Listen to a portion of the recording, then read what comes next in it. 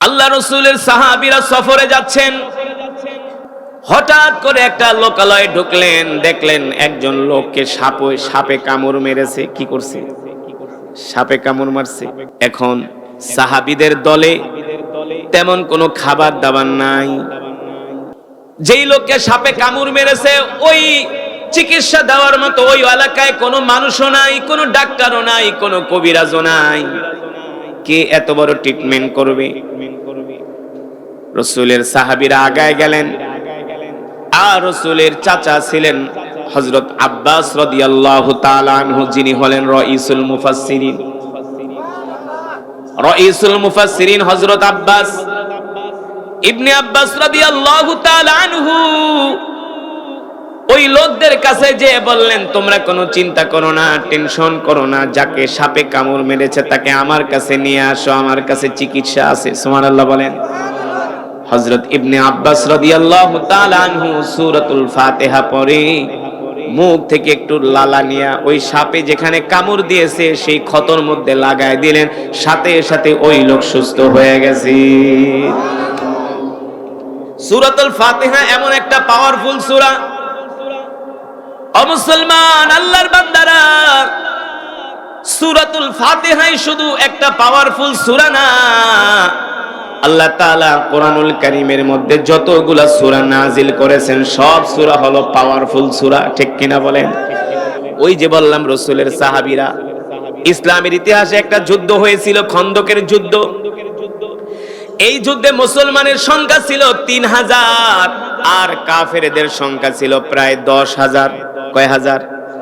মক্কা থেকে ১০,০০০ কাফের রওনা দিছে, তারা মদিনায় আক্রমণ করবে, তারা মদিনায় হামলা করবে। আল্লাহর নবী, বিশ্ব নবী রাহমাতুল লিল আলামিন, তিনি সাহাবীদেরকে ডাক দিলেন, এ সাহাবীরা, মক্কার কাফেররা মদিনায় আক্রমণ করবে, তাদের আক্রমণ প্রতিহত করার জন্য আমাদেরকে ময়দানে যেতে হবে। দেখেন, আল্লাহর নবী, তার কোনো গুনাহ ছিল না, তিনি ছিলেন বেগুনা মাসুম। ঠিক কিনা বলেন? তিনি তো রহমতের নবী, দয়ার নবী, মায়ার নবী। সেই নবী আল্লাহর দ্বীনের জন্য কত কষ্ট করছে, যার জন্য জান্নাতকে আল্লাহ তাআলা ওয়াজিব করে দিয়েছে। সুবহানাল্লাহ বলেন।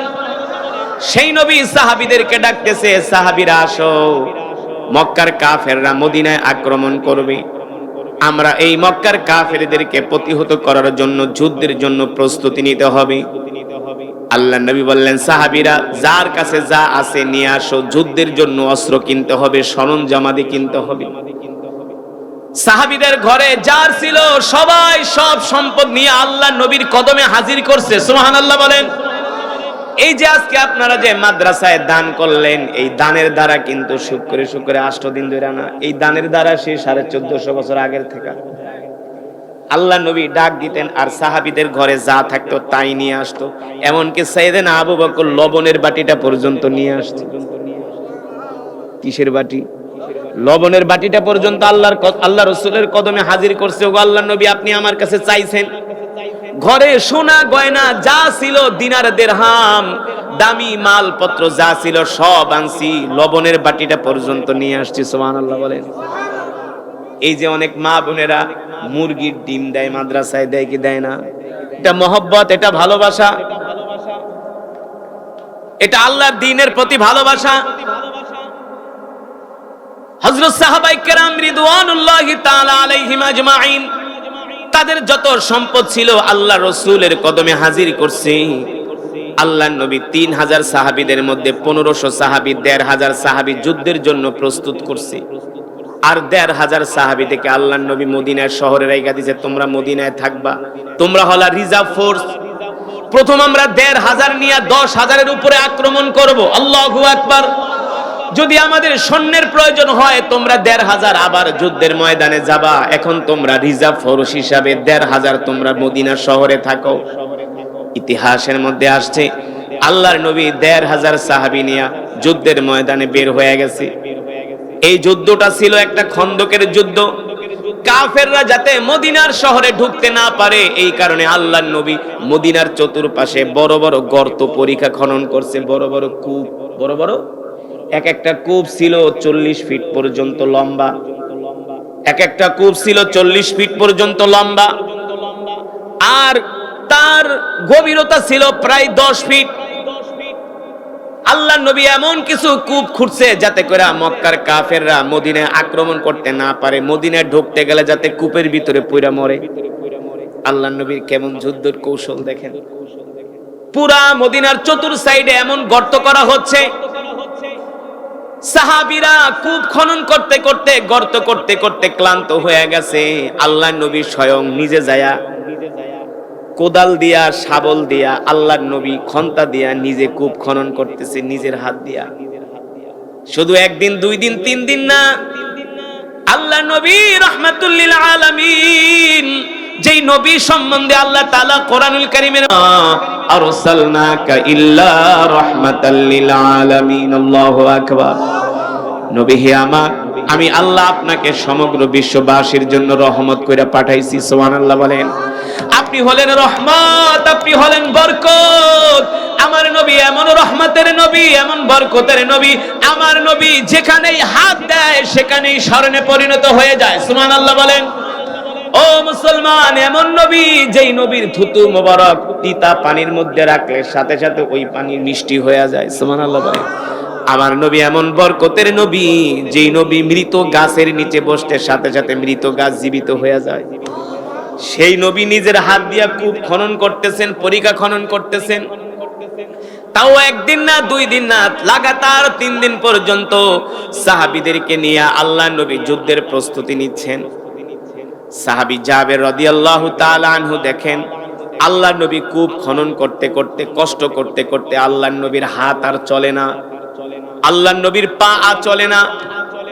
আল্লাহ নবী 3 দিন পর্যন্ত না খেয়ে আছে। কয়দিন পর্যন্ত? 3 দিন পর্যন্ত না খেয়ে আছে। মুসলমান, যেই নবীর জন্য জান্নাত ওয়াজিব, যেই নবীকে আল্লাহ তাআলা বলছিলেন, হাবিব আপনি যদি চান আমি আল্লাহ উহুদ পাহাড়টা আপনার জন্য স্বর্ণে পরিণত করে দিব। আল্লাহ নিজে প্রস্তাব দিছে, হাবিব আপনি যদি চান আপনার জন্য আমি আল্লাহ উহুদ পাহাড়টা স্বর্ণে পরিণত করে দিব। বিজ্ঞানীরা গবেষণা করে দেখছে উহুদ পাহাড়ের নিচে পুরাটাই স্বর্ণ। উহুদ পাহাড়ের নিচে পুরাটাই স্বর্ণ। যেই নবী আল্লাহ তাআলার কাছে চাইতে দেরি, আল্লাহ তাআলা দিতে দেরি না, দিতে দেরি। সেই নবী রহমতের নবী 3 দিন পর্যন্ত না খেয়ে আছে, সাহাবীদেরকে নিয়ে পরিখা খনন করতেছে, গর্ত করতেছে, যুদ্ধের জন্য প্রস্তুতি নিচ্ছে। দয়ার নবী, মায়ার নবী রাহমাতুল লিল আলামিন 3 দিন পর্যন্ত কিছু খায় না। আল্লাহ নবীর ঘরে চুলায় আগুন জ্বলে না, ঘর থেকে হযরত ফাতেমা কোনো খাবারও পাঠায় না, আম্মা জান আয়েশা রাদিয়াল্লাহু তাআলা আনহা কোনো খাবারও পাঠায় না। কারো ঘরে তো খাবারই নাই, কোত্থেকে পাঠাবে? আমরা তো 1 বেলা 2 বেলা না খায়া থাকলে কেউ যদি আমাদের সাথে কথা বলতে আহে তারে আমরা মারতে যাই। না খায়া আছি, 1 বেলা না খাইলেই তো আমাদের অবস্থা খারাপ হয়ে যায়। রমজান মাসে আমরা যখন রোজা রাখি, সেহরি খায়া যখন ঘুমাই, ফজরের পরে উঠা কাজকর্ম করে 12টা 1টা 2টা বাজলে আর শরীর চলে না। আসরের নামাজ পড়লে তো তার সাথে ভালো কথাও বলা যায় না। রোজা রাখছি, এখন কোনো কথা নেই, যা পরে ইফতারির পরে 10-12 ঘন্টা না খেয়ে থাকলে আমাদের অবস্থা খারাপ হয়ে যায়। কিন্তু আল্লাহর নবী 36 ঘন্টা না খেয়ে আছে। কয় ঘন্টা? এগুলো মাঝে মাঝে চিন্তা করবেন, তাহলে ঈমান বাড়বে যে আল্লাহর নবী সাহাবীরা কত কষ্ট করছে। 36 ঘন্টা আল্লাহর নবী না খেয়ে আছে। নবীর এই কষ্ট সাহাবীরা সহ্য করতে পারে না। হায় রে, যেই নবীকে সৃষ্টি না করলে আল্লাহ তাআলা তাম পৃথিবী কুল কায়নাত কিছুই সৃষ্টি করতেন না, ঠিক কিনা বলেন? যেই নবী সম্বন্ধে আল্লাহ তাআলা কোরআনুল কারীমের মধ্যে বলছেন, কুল ইন কুনতুম তুহিব্বুনাল্লাহ ফাত্তাবিউনি ইউহিব্বুকুমুল্লাহ ওয়া ইয়াগফির লাকুম যুনুবাকুম ওয়াল্লাহু গফুরুর রহিম। আল্লাহ রাব্বুল আলামিন যেই নবী সম্বন্ধে বলছেন, এ দুনিয়ার মানুষ, এ দুনিয়ার মানুষ, তোমরা যদি আল্লাহকে পাইতে চাও সর্বপ্রথম তোমরা তোমাদের নবীকে ভালোবাসো। সুবহানাল্লাহ বলেন। আল্লাহ তাআলা নবীজির কত গুরুত্ব দিয়েছেন। তিনি হলেন রহমাতুল লিল আলামিন। তিনি হলেন আমাদের জন্য শরিয়া। আল্লাহ নবী যেটাই বলে সেটাই একটা আইন হয়ে যায়। সুবহানাল্লাহ বলেন। কেউ যদি আল্লাহ নবীর কথাকে অবজ্ঞা করে, অমান্য করে, কেউ যদি আল্লাহর নবীর কথাকে অবজ্ঞা করে, অমান্য করে, আল্লাহর নবীর কোনো কথা যদি কেউ না মানে, তাহলে তার ঈমান থাকে না। ঠিক কিনা বলেন? সে কাফের হয়ে যায়, কাফের। কত বড় দামি নবী, রাহমাতুল লিল আলামিন। সেই নবী দ্বীনের জন্য, ইসলামের জন্য না খায়া আছে, 3 দিন পর্যন্ত কিছু খায় না। সাহাবী জাবের রাদিয়াল্লাহু তাআলা আনহু দেখেন আল্লাহর নবী ক্ষুধার যন্ত্রণায় শরীর থরথর করে কাঁপতেছে। সাহাবী দৌড়ায় বাড়িতে গেছে। বাড়িতে যায় তার স্ত্রীকে বলে, ইয়া জাওজি ইফতাহিল বাব, ও স্ত্রী ঘরের দরজা খোলো, ঘরের দরজা খোলো। জাবের রাদিয়াল্লাহু তাআলা আনহুর স্ত্রী ঘরের দরজা খুলে দিলেন। জাবের রাদিয়াল্লাহু তাআলা আনহু ঘরে ঢুকে বলেন, স্ত্রী ঘরে কোনো খাবার দাবার আছে কিনা? স্ত্রী বলে, কেন? বলে, ও শোনো, আমাদের কলিজার টুকরা নবী 3 দিন পর্যন্ত কিছু খায় না। আমাদের কলিজার টুকরা নবী 3 দিন পর্যন্ত কিছু খায় না। নবীজি 3 দিন পর্যন্ত না খায়া যুদ্ধের ময়দানে নিজের হাত দিয়া পরিখা খনন করতেছে, কূপ খনন করতেছে, যুদ্ধের জন্য প্রস্তুতি নিচ্ছে। জাবের রাদিয়াল্লাহু তাআলা আনহুর স্ত্রী বলে, প্রাণের স্বামী গো, আল্লাহ নবীকে তো মেহমানদারি করানোর মতো আমাদের ঘরে এখন কোনো খাবার নাই। তবে শোনেন স্বামী, আমাদের ছোট একটা বকরির বাচ্চা আছে, যদি আপনি অনুমতি দেন তাহলে বকরিটা জবাই করি, আর ঘরের মধ্যে 1 কেজির মতো আটা আছে, যদি বলেন তাহলে ওই আটা দিয়া কিছু রুটি বানাই। একটা বকরির বাচ্চা সাহাবীরা অনেক আশা নিয়ে কিনছে, খুব শখ নিয়ে একটা বকরির বাচ্চা কিনছে, এটাকে পালন লালন করার জন্য, এটাকে লালন পালন করার জন্য কিনছে, শখের জিনিস। আপনারা যেমন কষ্ট কইরা আল্লাহর রাস্তায় টাকা দিলেন, পয়সা দিলেন, পেঁয়াজ দিলেন, সাহাবীরাও খুব মহব্বত কইরা, খুব শখ কইরা একটা বকরির বাচ্চা কিনছে। আছে না অনেক গরিব মানুষ একটা বকরি পালে না? ওই বকরি নিয়ে তার কত স্বপ্ন, কোরবানির সময় বেচবে, কিছু মোটা টাকা পাবে, সেটা দিয়ে আবার কিছু কিনবে না? গরিব মানুষের স্বপ্ন। সাহাবী জাবের রাদিয়াল্লাহু তাআলা আনহু ছিলেন নেহায়াত গরিব। তার ঘর বলতে কিছু ছিল না, বাড়ি বলতে কিছু ছিল না। সিরাতের কিতাবের মধ্যে আসছে, সাহাবী জাবের রাদিয়াল্লাহু তাআলা আনহু একটা খেজুর গাছের ডালপালা দিয়া কোন রকম একটা ছোট কুঠিরি বানায় সেখানে তিনি ওই ঘরের মধ্যে থাকতেন। এত গরিব মানুষ ছিলেন, এক বেলা খেত আর এক বেলা না খেয়ে থাকতো। কোনদিন খাইতো, কোনদিন স্বামী স্ত্রী সন্তানরা না খেয়ে কাটাইতো। এত গরিব মানুষ। জাবের রাদিয়াল্লাহু তাআলা আনহুর স্ত্রী বললেন, ওগো প্রাণের স্বামী, আল্লাহর নবী রাহমাতুল লিল আলামিন যেহেতু না খায়া আছে, তাহলে একটা কাজ করি, আমাদের শখের বকরির বাচ্চাটা জবাই করে দিন। আপনি আল্লাহর নবীকে আমাদের বাড়িতে দাওয়াত দেন। কেমন মহব্বত ছিল সাহাবীদের আল্লাহর নবীর প্রতি। আমরা হইলে বলতাম দরকার নাই, কারণ আমরা তো নবীকে মুখে মুখে ভালোবাসি, নবীর মহব্বত অন্তরে নাই, নবীর সুন্নত আমাদের মাঝে নাই। কথা কোন? কয়জন মানুষ আমরা নবীর সুন্নতকে ফলো করি? কয়জন মানুষ আমরা ঘরের ভিতরে নবীর সুন্নত মানি? কয়জন মানুষ আমরা দস্তরখান বিছায়া ভাত খাই?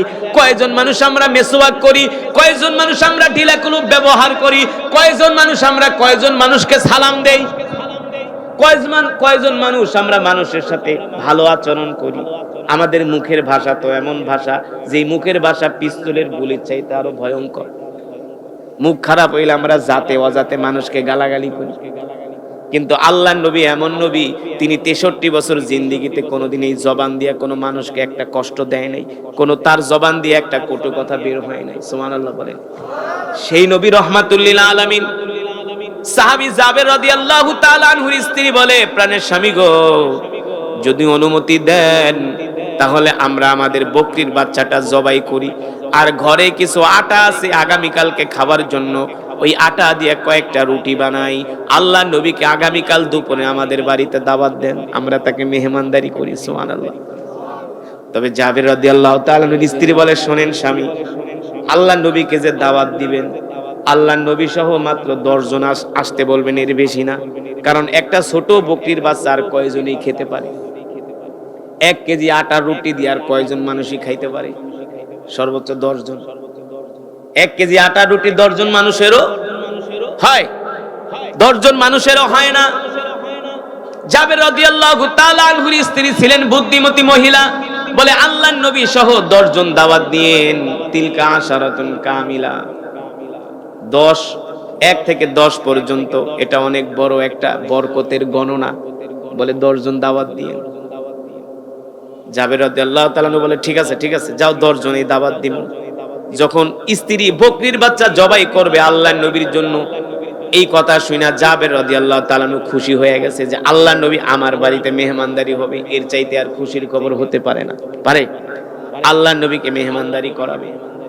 সাহাবী এক দৌড় মারছে, এক দৌড় দিয়া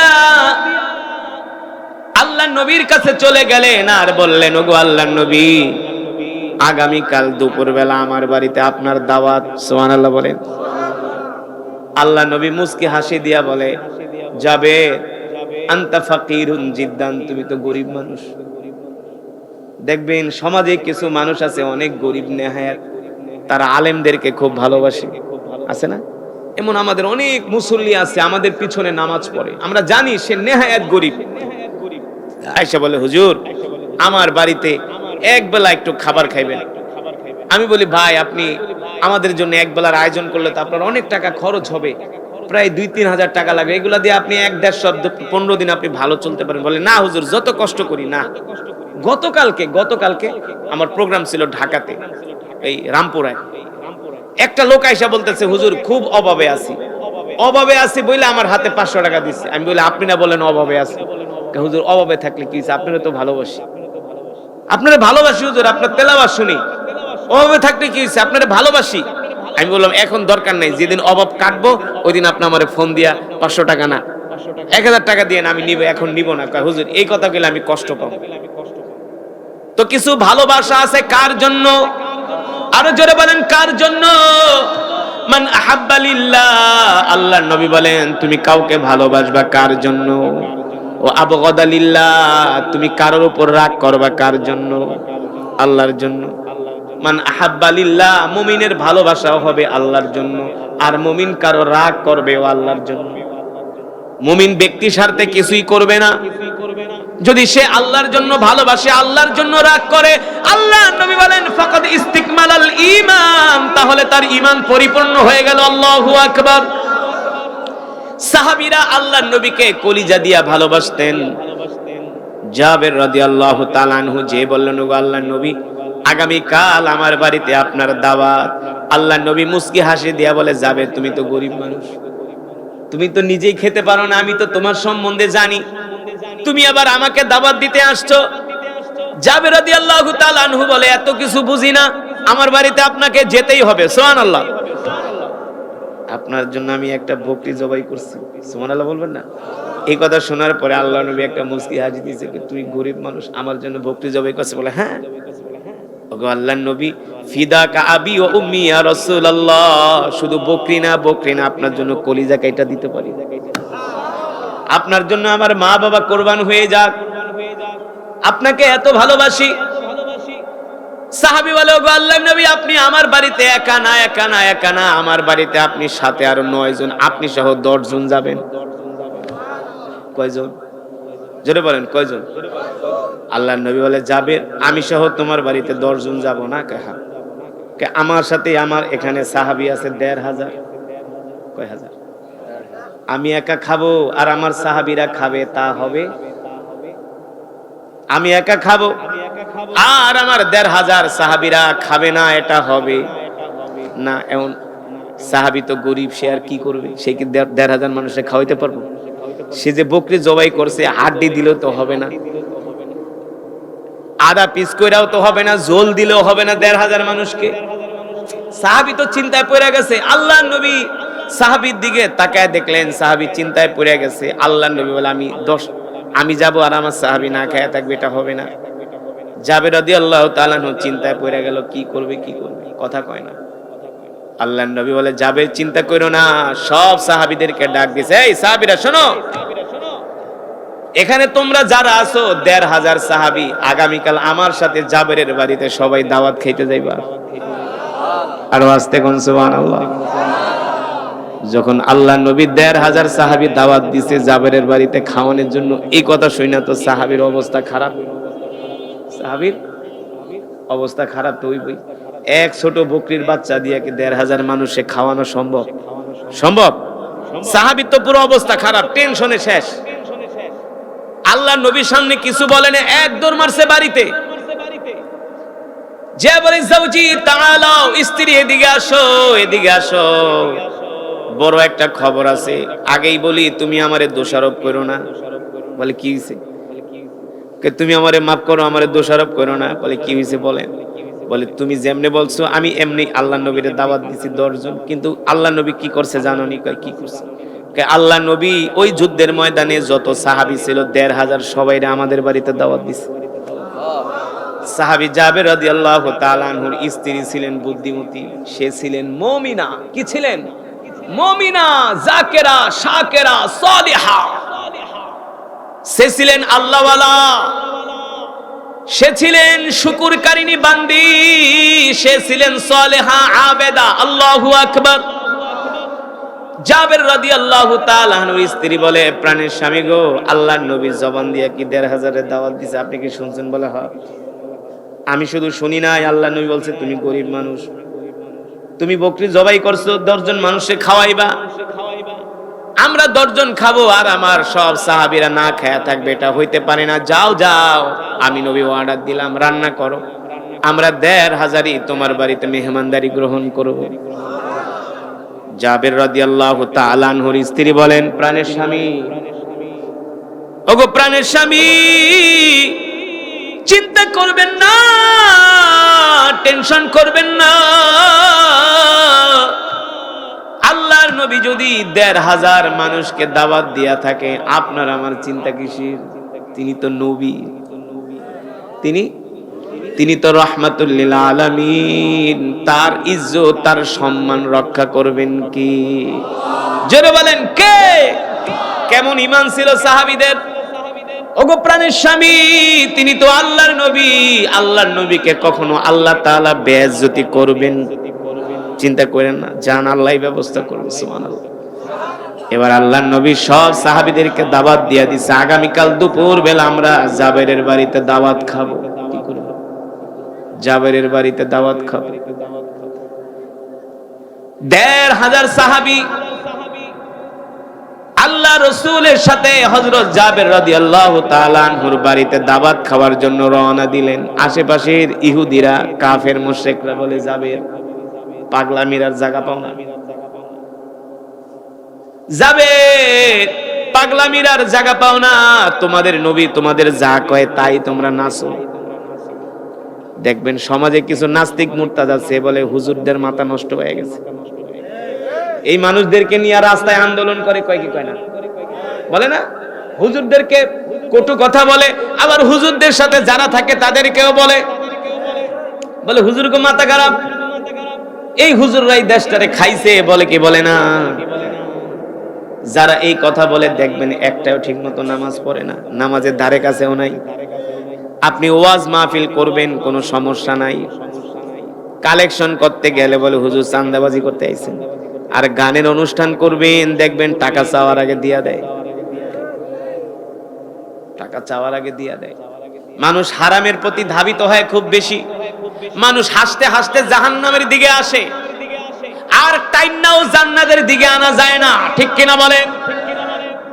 দেখবেন একজন মানুষ আপনি নামাজের দিকে ডাকতেছেন, যতই ডাকেন আসবো না। ছাগল যেমন ডাকলে 2 পাও কি করে, ছাগললে আপনি যত টানবেন দেখবেন 2 পাও এইভাবে দিয়া একবারে বইছে তো বইছে, ওরে সামনেও নেওয়া যায় না, সামনে যাইতে চায় না, টানলে। এই সমাজে কিছু মানুষ আছে যাদেরকে দ্বীনের কাজে ডাকলে তারা আসতে চায় না, 2 পাও মাটির ভিতরে ঢুকায় দেয়, সামনে আগাতে চায় না, কিন্তু তারা গুনার দিকে, নাফরমানির দিকে হাসতে হাসতে যায়। ঠিক কিনা বলে? এই হলো বাস্তব অবস্থা। সাহাবী জাবের রাদিয়াল্লাহু তাআলা, আল্লাহর নবী, ওগো প্রাণের স্বামী, আল্লাহর নবী তিনি তো রাহমাতুল লিল আলামিন, তিনি তো দয়ার নবী, মায়ার নবী, তিনি তো আল্লাহ তাআলার হাবিব। আর আল্লাহ রাসূলের সাথে আছেন তারা হলো সবাই আল্লাহ রাসূলের সাহাবী, সবাই হলো ময়দানের বীর। ঠিক কিনা বলেন? চিন্তা করবেন না, চিন্তা করবেন না। আল্লাহ নবী ১৫০০ সাহাবী নিয়ে যখন জাবেরের বাড়িতে রওনা দিলেন, আশেপাশের কাফের মুশরিক বেঈমান ইহুদিরা জাবেরকে কটাক্ষ করে বলে, জাবের, পাগলামিরার জায়গা পাও না, এত একটা ছোট বকরির বাচ্চা দিয়া ১৫০০ মানুষ কিভাবে খাওয়াইবা, জোলও তো ভাগে পাইব না। এই কথা বলে হযরত জাবেরকে উপহাস করে, ঠাট্টা করে। স্ত্রী সান্ত্বনা দেয়, স্বামী গো মন খারাপ করবেন না, টেনশন করবেন না, অবশ্যই আল্লাহ তাআলা আমাদের ইজ্জতকে হেফাজত করবে, ঠিক কিনা বলে? আল্লাহর নবী ১৫০০ সাহাবী নিয়া জাবের রাদিয়াল্লাহু তাআলা আনহুর বাড়িতে উপস্থিত হয়ে গেলেন।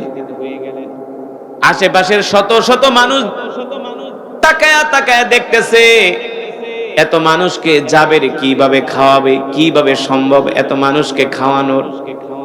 জাবের রাদিয়াল্লাহু তাআলা আনহু চিন্তায় পড়ে গেলেন, পেরেশান হয়ে গেলেন। আল্লাহর নবী ডাক দিছে, জাবের এদিকে আসো, চিন্তা করো না, টেনশন করো না, যাও যাও যাও, যেই পাত্রের ভিতরে গোশত রান্না করা হয়েছে ওই গোশতের পাত্রটা আমার কাছে নিয়ে আসো। সুবহানাল্লাহ বলেন। গোশতের পাত্রটা হযরত জাবের রাদিয়াল্লাহু তাআলা আনহুর কাছে নিয়ে আসা হলো।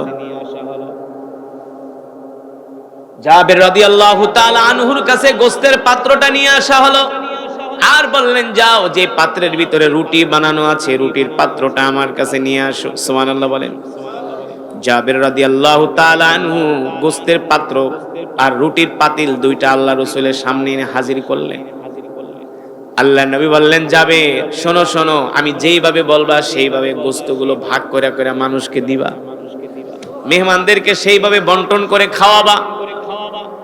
আল্লাহ নবী বিসমিল্লাহ বইলা পাত্রের ভিতরে হাত দিলেন, বিসমিল্লাহ বলে রুটির পাত্রের ভিতরে হাত দিলেন, হাত দিয়া আল্লাহ নবী ঢাকনাটা লাগায় দিলেন, আর বললেন, জাবের শোনো, যে এই গোশতের পাতিলা থেকে গোশত উঠাবে তাকে বলবা যাতে পাতিলার ঢাকনা পুরাটা না উঠায়, পাতিলার ঢাকনা পুরাটা না উঠায়, অর্ধেক উঠাবে, আর গোশতগুলো পাতিলা থেকে বের করে করে বন্টন করে করে মেহমানদেরকে দিবা। ঠিক যেভাবে গোশতগুলো বন্টন করবা, ঠিক রুটিও সেইভাবে বন্টন করবা।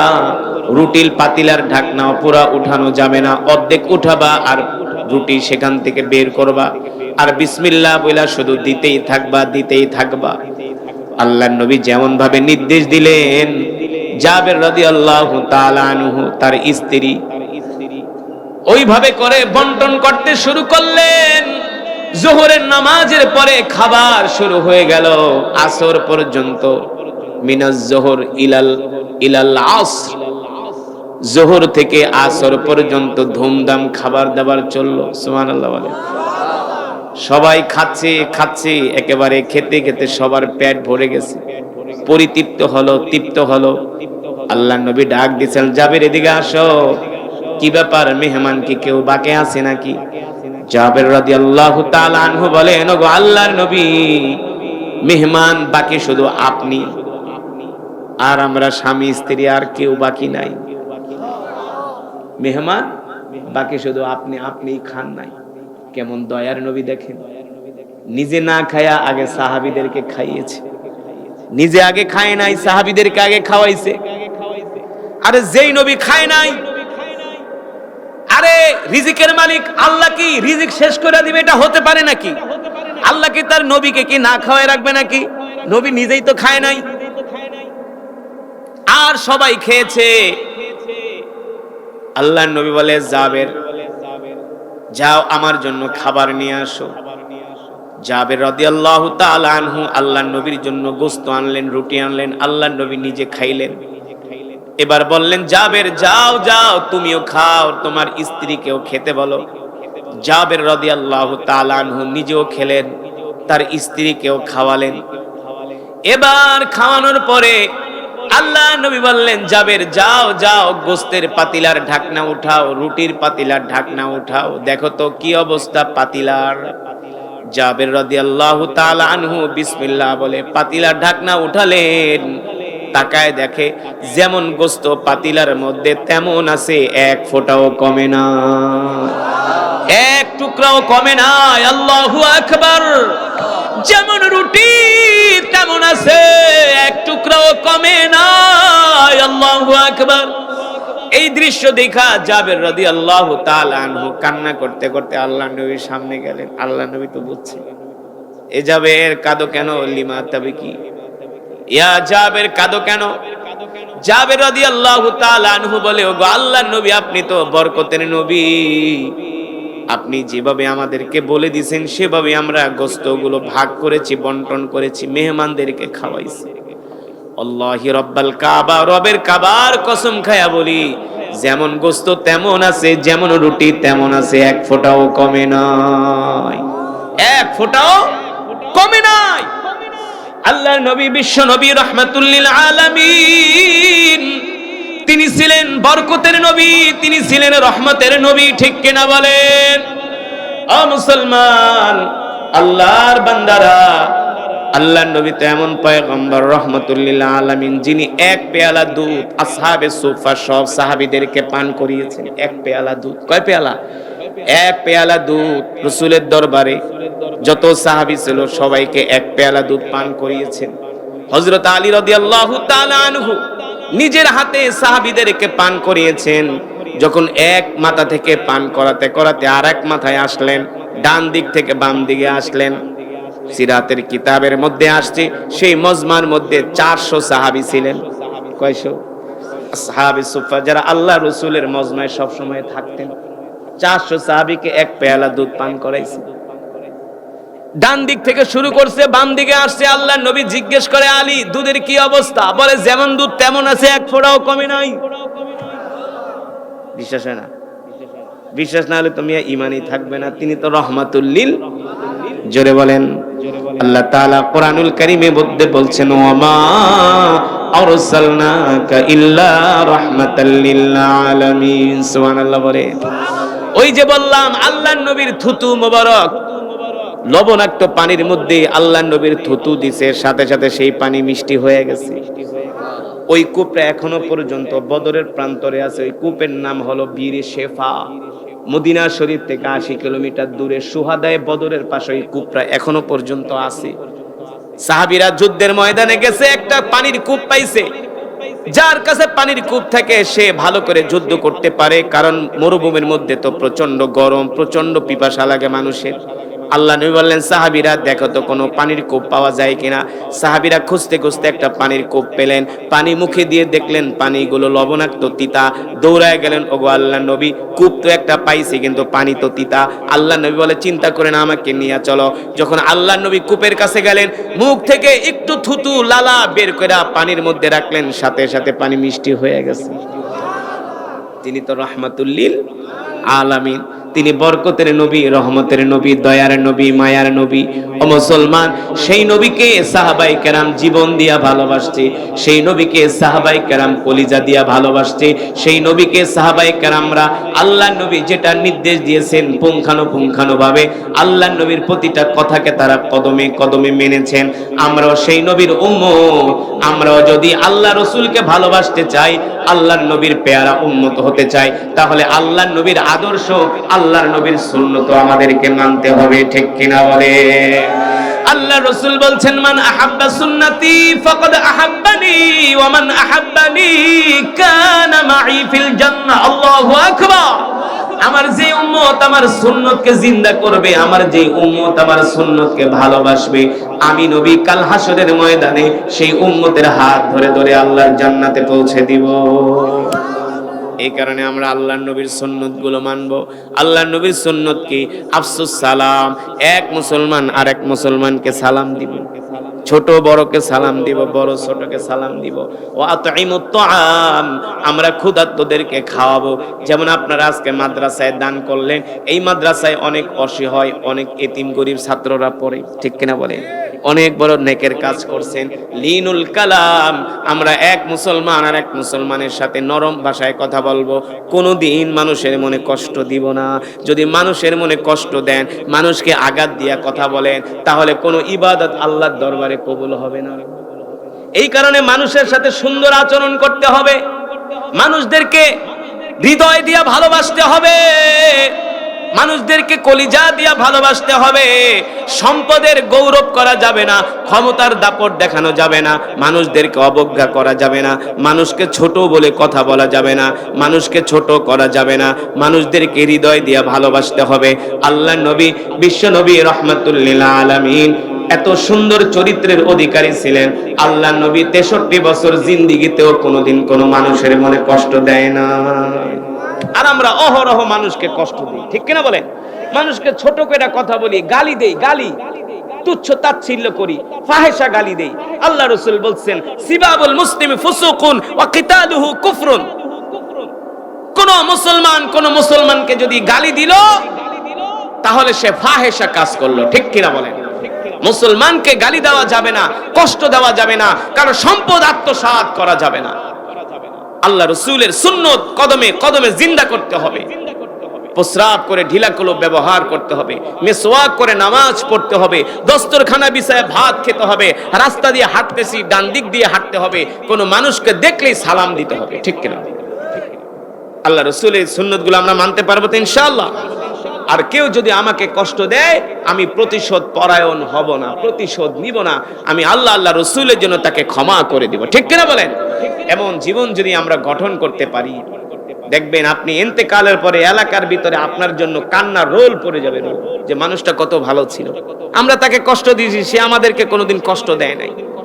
আপনার শত্রু আপনার প্রশংসা করবে, মৃত্যুর পরে আপনার শত্রু আপনার প্রশংসা করবে। আপনি এত সুন্দর চরিত্রের অধিকারী মানুষ কিভাবে হবেন? আল্লাহ রাসূলের আদর্শ ছাড়া কখনো সম্ভব? এই যে আমাদের দেশে এত মারামারি, কাটাকাটি, হানাহানি, হিংসা, বিদ্বেষ, কারণ একটাই কারণ, আল্লাহ রাসূলের আদর্শ আমাদের মাঝে নাই, আল্লাহ রাসূলের চরিত্র আমাদের মাঝে নাই, তার আখলাক আমাদের মাঝে নাই। সাহাবীদের মাঝে আল্লাহ রাসূলের আদর্শ ছিল, সাহাবীদের মাঝে আল্লাহ রাসূলের চরিত্র ছিল।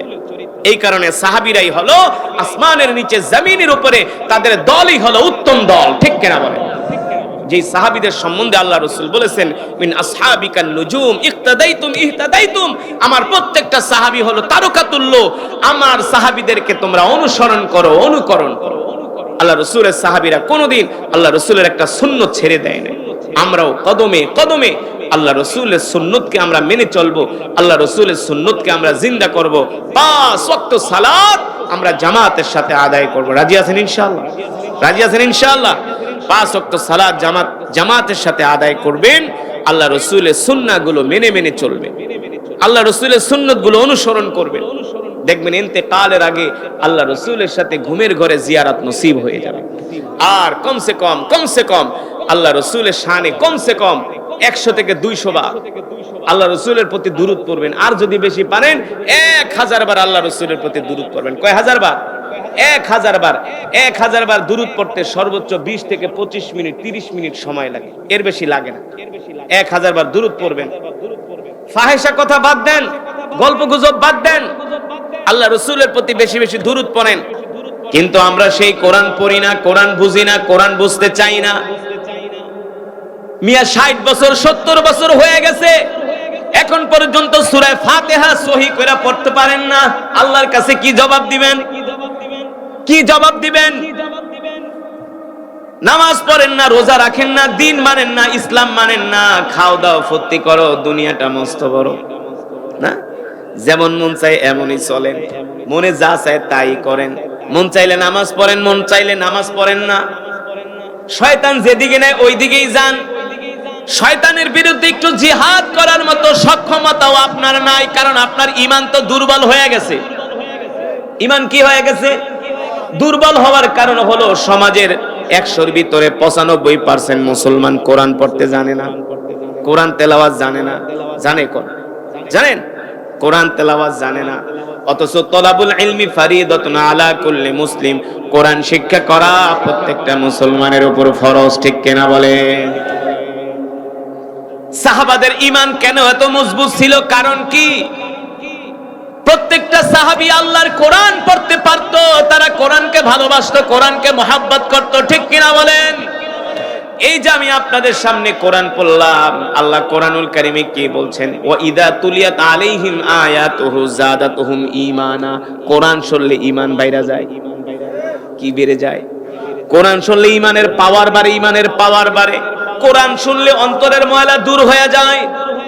এই কাপড়টা যদি ময়লা হয়, একে পরিষ্কার করার জন্য সাবান লাগে, সাবান পাউডার লাগে।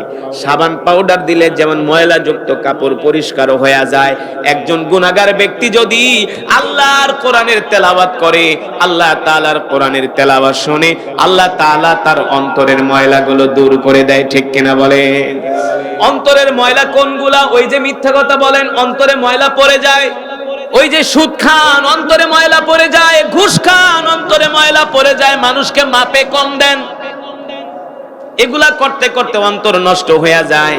অন্তর নষ্ট হয়ে গেলে ওই অন্তরে আর নামাজ ভালো লাগে না, আল্লাহর জিকির ভালো লাগে না, কোরআনের কথা ভালো লাগে না, মরণের কথা ভালো লাগে না, শুধু বিড়ি টানতে মন চায়। দেখবেন এলাকায় কিছু মানুষ আছে দৈনিক 2 প্যাকেট 1 প্যাকেট করে বিড়ি খায়। আছে কি আছে না? কারণ আছে, বিড়ি টানতে টানতে ওর অন্তর গেছে কালো হয়ে। ঠিক কিনা বলেন? উচিত কথা বললে আবার ভাল লাগে না, উচিত কথা কইলে আর সইতে পারে না। বাথরুমে যায় ও বিড়ি টানে, এমন মুসলমান আছে কি আছে না? কত বড় না খানদার কুলাঙ্গার, বাথরুমে যায় বিড়ি টানে। এ মুসলমান, আল হাক্কু মুররুন, হক কথা তিতা। সারা জীবন করছো 2 নাম্বারই, নামে মুসলমান, ঈমান নাই, ঈমানের পাওয়ার নাই। এই ঈমানের পাওয়ারকে যদি মজবুত করতে হয়, আল্লাহর কোরআনের মাজমা ছাড়া মুসলমানের বিকল্প কোনো পথ নাই। ঠিক কিনা বলেন? আমরা তো ভরা পেটে আইসা মসজিদে থাকতে চাই না, এক বল খাইয়া আসি, তারপরেও কিন্তু আমাদের কাছে ইবাদত ভালো লাগে না। কারণ কি? কারণ কি? ঈমানের পাওয়ার নাই। আর রাসূলের সাহাবীরা কেমন ছিলেন? আল্লাহ রাসূলের সাহাবীরা 3 দিন পর্যন্ত পেটে পাথর বেঁধেছিলেন। ইসলামের ইতিহাসে একটা যুদ্ধ হয়েছিল, সেই যুদ্ধের নাম হলো খন্দকের যুদ্ধ। কিসের যুদ্ধ? এ যুবক ভালো করে শুনে রাখো, তুমি আমি তো ঠিকমতো নামাজই পড়ি না, দিন মানি না, ইসলাম মানি না, আল্লাহর নবীর সুন্নতটা দাড়িটা পর্যন্ত রাখতে পারি না। রাগ করতেছে? সঠিক নাকি বেঠিক? দাড়ি রাখে না, বলে দাড়ি রাখলে তো আমারে বুড়া দেখা যাইব। বুড়া চাচা কয়া ডাকবো, মামা কয়া ডাকবো, দাদা কয়া ডাকবো, এই কারণে দাড়ি রাখে না। আল্লাহ রাসূলের সুন্নত মানে না, মুসলমানের বাচ্চা হইয়া দাঁড়ায় দাঁড়ায় প্রস্রাব করে। আছে কি আছে না? এগুলো হারাম, হারাম, হারাম। মুসলমান কখনো দাঁড়ায় প্রস্রাব করতে পারে না, দাঁড়ায় প্রস্রাব করে শয়তান। মুসলমান প্রস্রাব করে ঢিলা কলুপ লয় না, যেমনি প্রস্রাব করে এমনি আবার চেনটা লাগায় দৌড় মারে, আর পুরা প্রস্রাব লাগা প্যান নষ্ট হয়ে যায়। আল্লাহ নবী বলছেন, যারা পবিত্র থাকে না, প্রস্রাব করে যারা ঢিলা কলুপ নেয় না, ওই যে প্রস্রাব যে তোমার গায়ে লাগলো, তুমি যে নাপাক থাকলা, এই কারণে তোমাকে কবরের মধ্যে কঠিন আযাব দেওয়া হবে। এই কথাগুলো আপনাদেরকে কে শোনাবে, কে বুঝাবে? আলেমরা ছাড়া, ওয়াজ মাহফিল ছাড়া, আলেমদের মজমা ছাড়া আপনাদেরকে কেউ শিখাবে না। শিখাবে বলেন? আলেমদের ছাড়া আপনারা কোথাও আসলে শিখতে পারবেন না। এখন যে শিখবেন, শিখার জন্য তো একটু ধৈর্য ধরে বসতে হবে, একটু কষ্ট করতে হবে, মেহনত করতে হবে। কত কষ্ট, কত কষ্ট মুসলমান। আপনারা শুনেছেন, এক একটি হারফের বিনিময়ে আল্লাহ তাআলা আমাদের আমল নামায় কম পক্ষে 10টি করে নেকি দান করেছেন। কয়টা করে নেকি? 10টি করে নেকি। দেখেন, আপনারা যারা এই মজমায় আসছেন, এই শীতের ভিতরে কষ্ট করে আপনারা যে কত জিতছেন, এটা আপনারা নিজেরাও কল্পনা করতে পারবেন না। সুবহানাল্লাহ বলেন। কিভাবে জানেন? এই মজমায় যারা উপস্থিত হয়েছেন, সকলেই এক খতম করে করে কোরআনুল কারীমের সওয়াব পেয়েছেন। কয় খতম? এক খতম করে করে কোরআনুল কারীমের সওয়াব পেয়েছেন। কিভাবে পেয়েছেন বলতে পারবেন? আপনারা যে এক একজন এক এক খতম করে কোরআনুল কারীমের সওয়াব পেয়েছেন, কিভাবে পেয়েছেন বলতে পারবেন? মাশাআল্লাহ। আমি সূরাতুল ইখলাস 3 বার তেলাওয়াত করেছি। এই সূরাতুল ইখলাস যদি কেউ 3 বার তেলাওয়াত করে, আল্লাহ তাআলা তার আমল নামায় পূর্ণ এক খতম কোরআনুল কারীমের সওয়াব দান করেন। তাহলে আমরা যারা মজমায় আসছি, সকলে এক খতম করে করে কোরআনুল কারীমের সওয়াব পেয়েছি। খুশি নাকি বেজার? বলি আলহামদুলিল্লাহ। আমরা আল্লাহ তাআলার কাছে দোয়া করি, আল্লাহ এই খতমে কোরআনের সওয়াব আমাদের মা বাবার কবরে পৌঁছায় দেন, বলি আমিন। আমাদের দাদা দাদির কবরে পৌঁছায় দেন, বলি আমিন। আল্লাহ তাআলার প্রিয় বান্দারা, আমি এমন একটি সূরা তেলাওয়াত করেছি, সূরাতুল ফাতিহা। শুনছেন? এই সূরাতুল ফাতিহাকে বলা হয় উম্মুল কোরআন, উম্মুশ শিফা। এই সূরাতুল ফাতিহাকে বলা হয় কোরআনের মা। সুবহানাল্লাহ বলেন। এই সূরা এত পাওয়ারফুল একটা সূরা, সূরাতুল ফাতিহা। এই সূরা একবার তেলাওয়াত করলে আল্লাহ তাআলা তার আমলনামায় 60টা নেকি দান করে। কয়টা? 60টা নেকি দান করে। এই সূরাতুল ফাতিহা হলো সর্বরোগের মহা ঔষধ। সর্বরোগের, আপনার যত বড় রোগ হোক না কেন, যদি আপনি সূরাতুল ফাতিহা পড়া নিয়মিত 40 দিন, 41 না হইলে 42, 42 না হইলে 43, এই সূরাতুল ফাতিহা 7 বার পড়ে, আগে 11 বার দুরূদ, পরে 11 বার দুরূদ, মাঝখানে সূরাতুল ফাতিহা 7 বার পড়া সকাল সন্ধ্যা যদি আপনি পানিতে ফু দিয়া সেই পানি পান করেন, এই সূরাতুল ফাতিহার উসিলায় আল্লাহ তাআলা আপনার সকল রোগ আল্লাহ মুক্ত করে দিবে। এখন প্রশ্ন হলো, যিনি এই সূরাতুল ফাতিহা পড়া আপনাকে ফু দিবে আপনার পানিতে, তাকেও মুমিন হতে হবে, আর যিনি খাবেন তাকেও মুমিন হতে হবে। এখন আপনি খান সুদ, খান ঘুষ, খান হারাম, মানুষের সম্পদ মারেন, কোন মিছা কথা, কোন ধান্দাবাজি,